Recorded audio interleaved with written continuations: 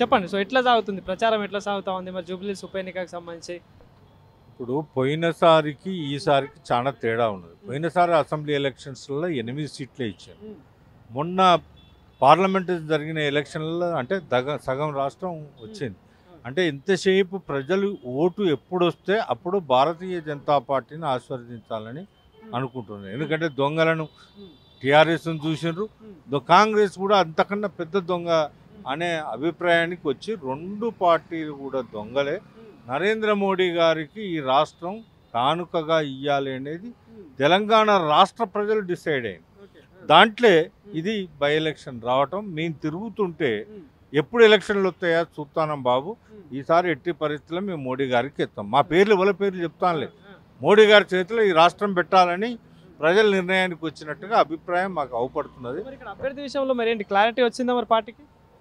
Party almost all పాతగా నిలబడ్డ వ్యక్తికి మీద ఇక్కడ ఉన్న ప్రజలకు విశ్వాసం ఉంది. పార్టీ ఏ రూపకంగా ఆలోచిస్తుంది అనేది సెకండరీ పాయింట్గా మేము తిరుగుతుంటే మాత్రం అందరు దీపక్ రెడ్డి గారిని మళ్ళొకసారి మేము ఆశీర్వదిస్తామండి, పోయినసారి మేము వేయలేకపోయినాం అనే అభిప్రాయం అవపడుతున్నది. కనుక పార్టీ ఎట్లా నిర్ణయం చేస్తే అట్లనే, కానీ ప్రజల అభిప్రాయం మాత్రం మీరు తిరుగుతుంటే దీపక్ రెడ్డి గారు. గత 10 ఏళ్ళుగా బీఆర్ఎస్ గవర్నమెంట్ రూలింగ్ చేస్తూ ఉంది. సో దాదాపుగా 2 ఏళ్ల నుండి కాంగ్రెస్ ప్రభుత్వం రూలింగ్ చేస్తూ ఉంది. ప్రజలు ఏం చెప్తారు, సమస్యలు ఏమున్నాయి, అభివృద్ధి విషయంలో ఎట్లా ఉంది జూబ్లీహిల్స్ అసలు? అయితే బీఆర్ఎస్ అధికారంలో ఉన్నన్ని రోజులు వాళ్ళు ఇంత దొంగతనాలు చేసినారు, ఇంత కరప్షన్ చేసినారు అనేది తెలియలే. ఇప్పుడు మొత్తం ప్రతి ఒక్క ప్రజలకు, యువకులకు కానీ పేద కుటుంబాలకు కానీ అందరికి కానీ ఇంత పెద్ద కరప్టెడ్ వీళ్ళు, ఎందుకంటే కవిత పంచాయతీ దాంతో ఇంకా పూర్తిగా అర్థమై వాళ్ళు ఎప్పుడు భారతీయ జనతా పార్టీకి పట్టం కట్టాలి, కాంగ్రెస్ పని అయిపోయింది అనే అభిప్రాయంలో ప్రజలు ఉన్నారు. చివరికి ఒకే ప్రశ్న, సో మొన్న కేటీఆర్ మాట్లాడుతూ కూడా ఇక్కడ బీఆర్ఎస్ పార్టీని ఓడగొట్టేందుకే కాంగ్రెస్ బీజేపీ ఒకటైతా ఉందని చెప్పేసి స్టేట్మెంట్ పాస్ చేయడం జరిగింది. స్వాగతిస్తారా దీన్ని?